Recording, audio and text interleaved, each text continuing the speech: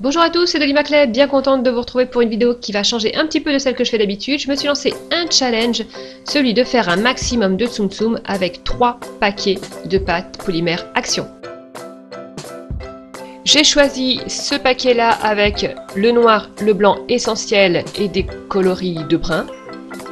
J'ai choisi celui-ci avec du jaune orange avec un autre marron. Et puis du rose jusqu'au violet avec du rouge. J'ai commencé par faire Fidela, un cheval personnage de réponse, avec des mélanges de brun. Voilà, il m'a fallu du rouge, du noir. Au niveau des quantités que j'ai prises, le corps du Tsum Tsum, la partie donc ronde, un peu ovale, elle me prend un petit peu moins que l'équivalent d'un pain entier de pâte Action. Je suis passée ensuite à Big Ben, que l'on retrouve dans La Belle et la Bête. Voilà, avec le ventre qui correspond à la pendule. Et sur le dos, vous avez peut-être remarqué la petite clé qui remonte l'horloge. Le personnage suivant, autant vous dire, c'est pas mon préféré. C'est la petite perle de Nemo. Alors c'est un personnage que j'adore, mais au niveau du Tsum Tsum, c'est un petit peu simple, un petit peu... Voilà. On va pas s'éterniser dessus. Je suis passée ensuite à Tigrou. Voilà, il fallait que j'écoule ce orange. Donc lui, c'est un petit peu mon chouchou, je dois dire. Il est pas mal fait. Ensuite, voilà un Kakamora de Vaiana. Donc il y a beaucoup de marron dans ce que j'ai choisi comme paquet de pâtes. Il fallait que je les écoule. Et du coup, j'ai pu trouver ce Kakamora là avec du rouge. Ça tombait bien avec mon choix de couleur, je n'avais pas de vert. Avec le rouge, j'ai pu faire aussi Jafar en génie de Aladdin. Avec du rouge, du jaune et du noir. Alors le noir, indispensable pour au Tsum Tsum, hein.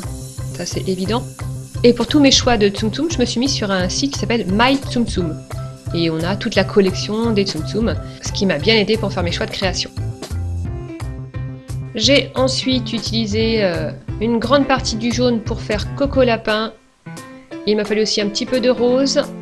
Donc c'est important à chaque fois de garder un petit peu de la pâte et de ne pas tout prendre, de se réserver un petit peu de couleur à chaque fois pour pouvoir faire les petits détails des autres créations. Pour utiliser ce rose en grande partie, j'ai fait l'Otso.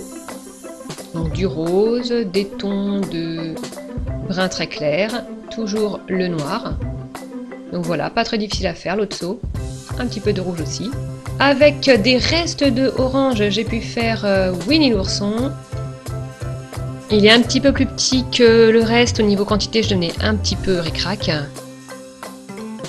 Il me restait ensuite du blanc et du noir à écouler, j'ai donc fait Jock de La Belle et le Clochard. Avec le tout petit bout de rouge qui me restait, j'ai pu lui faire son collier et c'était fini. Avec le rouge, il me restait quasiment plus rien. Donc le voici, le petit Jock, une de mes créations préférées de ce challenge. Voilà, il s'agit donc de la 10e création et voilà ce qu'il me reste au niveau des pâtes. Donc un gros morceau de violet, du noir, un peu de jaune. Donc voilà ce que j'ai pu faire avec. Donc j'ai pris ma pâte violette comme de la pâte Burke et je l'ai entourée en fait de pâte noire parce que j'en avais pas assez sinon de pâte noire pour faire un corps tout entier. Et j'ai fait donc Maléfique dans sa forme dragon. J'ai pu faire aussi un tout petit Winnie l'ourson, parce qu'il me restait du orange. Et voilà ce qu'il me reste à la fin. Je me suis dit, allez, on va pas s'arrêter là. J'ai pu faire un tout petit porcinet. Et voici les derniers petits morceaux rescapés de ce challenge. Donc si vous avez bien suivi, à partir de ces 3 paquets de pain de pâte Action, j'ai pu faire au total 13 créations. Alors du coup cette pâte polymère Action, je l'ai bien travaillée, là je commence à savoir de quoi je parle. Elle a des avantages et des inconvénients, mais alors l'avantage essentiel qui fait que je n'aurais jamais pu faire ce challenge avec de la Fimo, ou alors ça m'aurait pris beaucoup plus de temps, c'est qu'elle ne tâche pas au doigt. Donc on peut utiliser la pâte noire et ensuite une pâte claire sans aucun souci, et ça c'est vraiment super confortable. Au niveau des inconvénients, je dirais que quand on la travaille, elle devient vraiment molle, et en plus en ce moment il fait chaud, du coup ça devient un petit peu délicat. Donc moi j'ai fait pas mal de pré-cuisson, j'ai fait des cuissons intermédiaires pour que mes créations ne se déforment pas. Mais sinon, mais quel bonheur de pouvoir passer d'une couleur à une autre sans avoir à se laver les mains à tout bout de champ. Vraiment, sur ce point-là, chapeau, action. C'est ce qui fait que je la recommande vraiment pour des débutants ou des enfants, et en plus, elle est pas chère du tout.